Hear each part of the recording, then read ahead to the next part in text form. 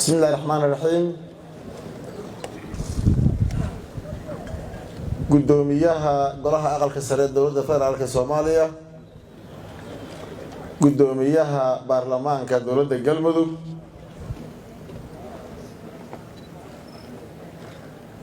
حبناها برلمان كاللبضة قولة دولة فدرالية الصومالية، labada gole ee dawladda galmudug golaha wasiirada iyo golaha baarlamaanka maayarka iyo maamulka caasimadda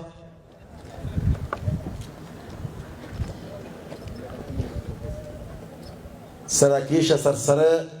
iyo taliyayaasha ciidamada qalabka sida qaybaha kala duwan ee bulshada ka soo qayb gashay munaasabadan dhalinyarada gabdhaha salaadiinta odayaasha dhaqanka culimadiinka inta qaybood lagu fadhiyo intaan sheekh xusay intaan xusinba bahda saxaafadda fanaaniinta sharafta leh dhammaan magac kastoo looga soo qayb galay munaasabadan asalaamu calaykum waraxmatullaahi wabarakaatu. salaan kadib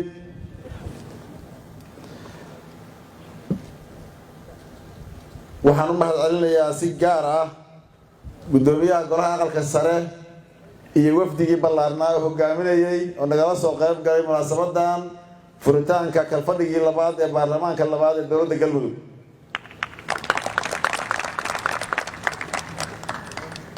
gudoomiye adiga iyo wafdigaagu soo dhawaada, waana ku mahadsantihiin inaad nagala soo qayb gashaan munaasabadan qaaliga ah. waxaan u mahad celinayaa baarlamaanka dowladda galmudug gudoomiyihiisa iyo guddoonka iyo baarlamaanka sharafta leh iyo xukuumadda galmudug dhammaan bulshada ka soo qayb gashay sida sharafta badan ee shaqadii aad iyo aadka u sarraysay loo soo qabtay muddadii gaabneed ee galmudug ta cusub la dhisay. waxaan leeyahay waa mahadsantihiin. runtii waxay noo tahay habeen weyn inaan caawa isugu nimaadno munaasabadan furitaanka kalfadhigii labaad baarlamaanka labaad ee galmudug oo runtii nagu qaali ah, iyadoo sida la xusay ama la wada ogyahay ay galmudug gaartay guulo waaweyn oon alla subxaana wa tacaala uga mahad celinayno.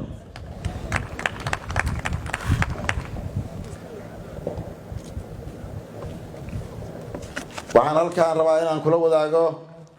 dhammaan madaxda iyo baarlamaanka iyo dhammaan qaybaha kala duwan ee bulshada anin yar ka xuso ma dul istaago waxqabadkii iyo howlihii noo soo qabsoomay muddadii koobnayd, taasoo noqonaysa waxun dib loo xasuusanayo ama dib laysu xasuusanayo laga dharagsan yahay ama la wada ogyahay, iyadoo aan reer galmudug oo dhan uga mahad celinayno meel ay joogaanba qof walba qaybtu ka qaatay iyo ummadii Soomaaliyeed oo taageertay intaba.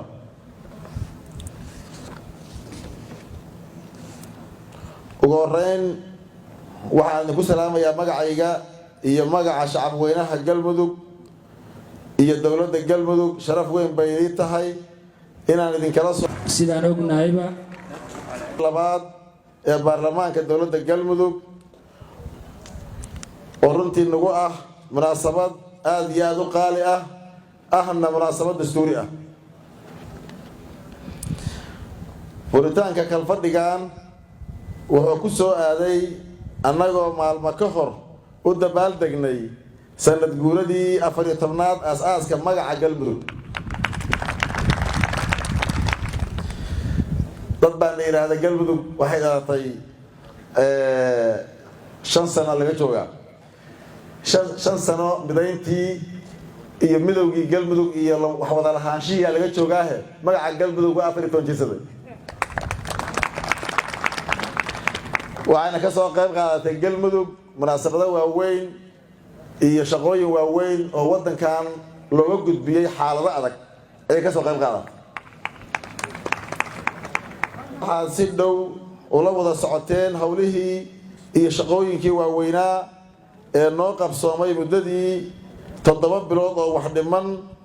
la soo dhaafay ka soo gabagaboobay guul dhinacyo badan taabanaysa. haddii aan wax yar qodob dul istaago ama aan xuso mudanayaal iyo marwooyin madaxda sharafta leh iyo dhammaan ka soo qaybgalayaasha markii aad noo idmateen mas-uuliyadda hogaaminta galmudug waxaan ballan qaadnay in aan ka shaqayn doono sidii loo midayn lahaa galmudug xag deegaan mid siyaasadeed aniga oo u maraya hannaan dib u heshiisiin dhab ah. waxaa noo suurto gashay inaan xaqiijinno dib u heshiisiin ama dhib u heshiisiin siyaasadeed oo horseeday galmudug mid ah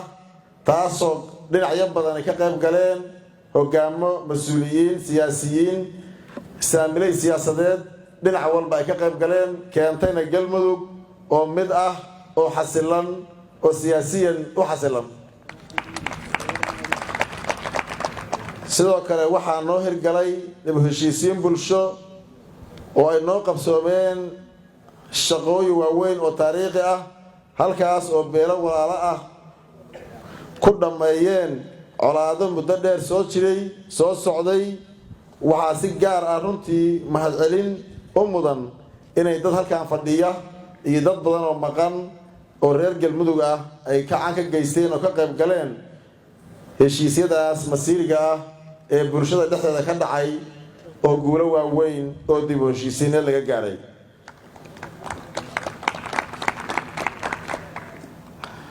sidoo kale waxaa noo yaalla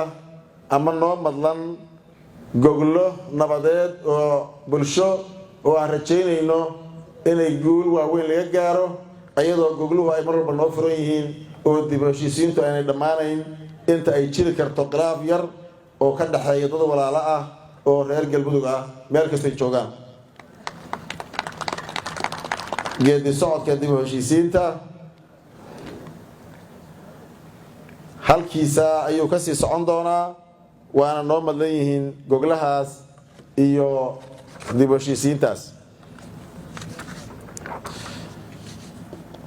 sidii bulshada galmudug u wada noolaan lahaayeen nabadgelyo walaaltinimo hadda waxaa madlan sidaan hore u sheegnay goglo nabadeed oo runtii aan ka sugayno natiijooyin degdeg ah oo ay gacanta ku hayaan hay-adihii u xilsaarnaa ama u qaabilsanaa galmudug inay taabageliyaan ama ay qabanqaabiyaan goglahaas ayna isugu keenaan dadka walaalaha ah ee meelaha qaar dhibaatooyin ku dhex mareen. arrimaha amniga waxaan ku guulaysanay inaan xaraynay ciidamo beeleedyadii kala duwanaa ee ku sugnaa deegaanada qaar iyadoo inta dhimanna la xarayn doono oo gacanta lagu hayo inay soo xaroodaan oo qaybaha waaweyn oo muhiim ay noo dhiman yihiin. waxaa mar dhow qali jebin doona ururada tababarka galay ee horseed shabeel ciidamada daraawiishta galmudug oo tababarka ku kala qaadanaya dugsiyada indhaqaris iyo dhaankaroone. dhanka kale waxaa noo socda qorshe ay wado wasaaradda amniga oo lagu aas-aasayo ama lagu dhisayo ciidanka booliska galmudug kaasoo la filayo inuu mar dhow hirgalo ama qabsoomo dhismihiisu oo aan rajaynayno inuu taabagalo waqti aan dheerayn insha allah. sidoo kale magaalada hobyo waxaan isugu geynay ciidamada booliska ee u tababaran badda arrimaha badda ilaalinta xeebaha galmudug kuwaasoo u diyaarin u nahay inaan tayayno qalabayno si ay u gutaan u howlgalaan sugidda amniga xeebaha dhaadheer ilaahay ku manaystay galmudug oo ay ka jiri karaan waxyaabo sharci darro ah si hor istaagaan. dhinaca kale waxaa socda ciidamada booliska ole ay wadaan la dagaalanka maandooriyaha oo dhibaato baahsan ku haya da'yarta reer galmudug qaybna ka noqda xasilooni darrada iyo dembiyada. waxaan baarlamaanka hor keeni doonaa hindisa sharciyeed la dagaalanka maandooriyaha oo muhiim u ah badbaadinta dhalinyarada iyo jiilasha soo koraya ee galmudug.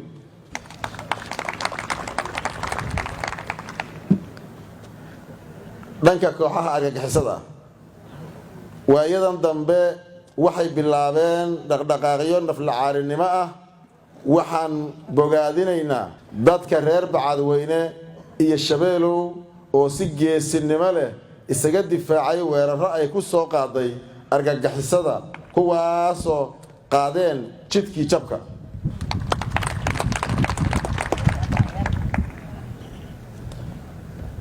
dadka reer Galmudug waxaan ugu baaqayaa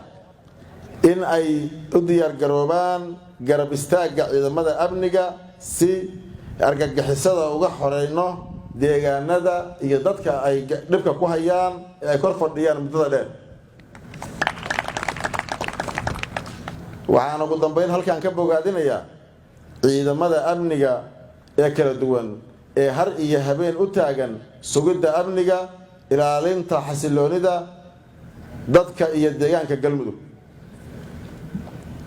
dhinaca cadaaladda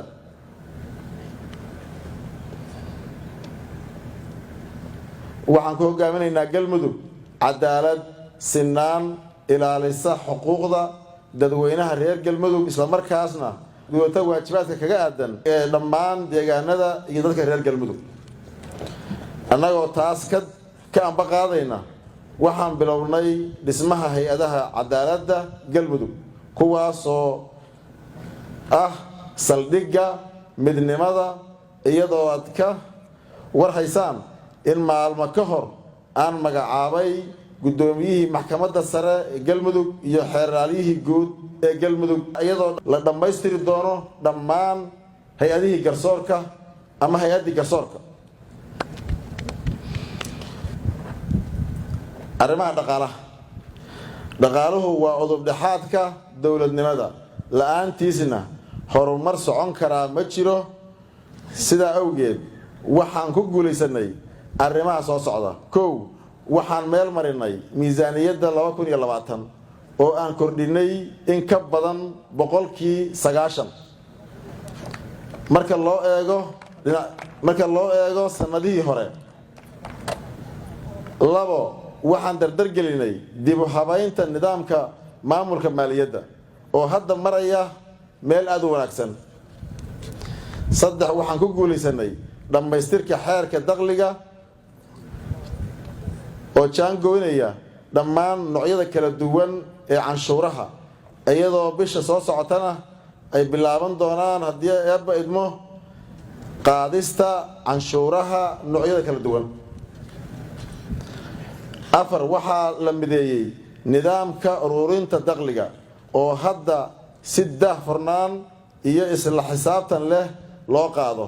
iyadoo aysan jirin canshuur lagu qaado kaash ee la marsiiyo dhammaan wixii dakhli ah qasnada dhexe ee dowladda Galmudug. waana arrin bogaadin mudan oo weliba aan ku bogaadinayo wasaaradda maaliyadda.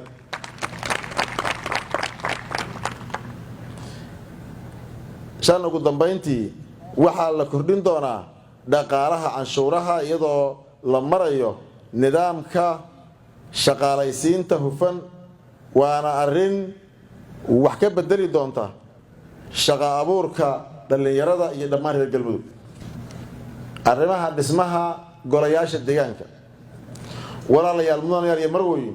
waxaad ogtihiin horumarka degmooyinka Galmudug wuxuu ku xiran yahay dhismaha golayaasha degmooyinka iyo helista maamullo ay soo doortaan bulshada deegaanada oo dhammaantood isku waafaqsan yihiin ama ay raalli ka yihiin. wasaaradda arrimaha guduhu waxay 3 bilood ee ugu dambeeyay ku mashquulsanayd soo dhisidda golayaasha degmooyinka, waxaana heer gabagaba ah maraya dhismaha golayaasha deegaano dhowr degmo oo ka mid ah Galmudug. ugu dambeyntii waxaad ogtihiin in Galmudug ay ku guulaysatay martigelinta iyo kamira dhalinta shirarkii Dhuusamareeb 1, Dhuusamareeb 2, Dhuusamareeb 3 oo looga gudbay marxalad adag ee Soomaaliya uga gudubtay. waxaad ogtihiin inuu jiray madmadow ama shaki ka jiray qaabka doorasho ee dalku galayo waxay reer galmudug u guntadeen oo ay garab ka saarteen inay gobol Soomaaliyeed digaan kana keenaan guul lana jiheeyo doorashadii dalka ayadoo maanta caawa la yaqaan qaab doorasho oo dalku leeyahay sida la socotaan waa rajaynaynaa walaalihii ka maqnaa inay ku soo daraan sida haddaba aad aragteen inay ku soo biiriyaan aragtidooda waxay qabaan ay sheegtaan annagoo markii horena ballan qaadnay haddana u ballan qaadayn inay soo dhaweynayno walaalo naga maqnaa ay yihiin balse dalku wuxuu yeeshay itijaah iyo qorshe doorasho oo dhammaystir u baahan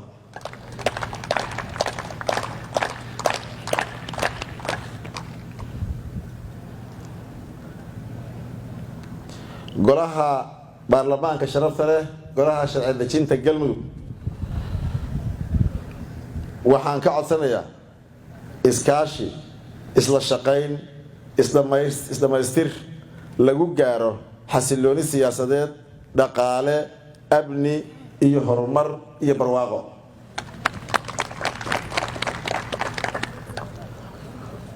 waxaan kala fadhigaan ku wadnaa inaan idiin soo gudbinno hindise sharciyeedyo aad u badan oo muhiim u ah galmudug oo dhammaan hay-adaha dowladdu aanay shaqayn karin ilaa la ansixiyo ama la meel mariyo hindise sharciyeedyadaas oo runtii sida halkan wasiirkii u hadlay golaha wasiirada wasiir Axmed uu ka sheegay aynan badnayn wasaarado dhaxlay sharci la meel mariyay sidaa darteed shuruucda ama hindise sharciyeedyada ay xukuumaddu hadda soo wado waa badan yihiin waana ku kalsoonahay inay golaha baarlamaanku ka gudan doonaan waajibaadkooda oo dardar gelin doonaan howlaha ayaga halka ay ku leeyihiin waxaan sidoo kale baarlamaanka uga mahad celinayaa shaqadii la soo maray inaanay dhihin xukuumadda leh iyo xukuumadda ay u gaar tahay ay gacantooda ka geysteen hadday tahay dib u heshiisiin iyo hadday tahay howlo waaweyn oo mas-uuliyadda Soomaaliya aan u qaadnay iyo hadday tahay galmudug gudaheeda inay ka geysteen gacan weyn oo baarlamaanku u shaqaynayeen si wada jir ah gacmo isqabsiya isku kalsoonaan ah taasna waxaan leenahay meeshiina ka sii wada aan wada hirgelino aan wada xoreyno aan wada qaadano inta noo dhiman insha Allah baarlamaanka sharafta leh waxaan leeyahay caawa noo ah habeen taariikhi ah oo uu noo furmayo kalfadhigii labaad ee baarlamaanka labaad ee dowladda galmudug waxaan idin leeyahay guulaysta aan wada guulaysano mudanayaal iyo marwooyin baarlamaanka sharafta leh waa noo furan yahay kalfadhigii labaad ee baarlamaanka labaad ee galmudug waana mahadsantihiin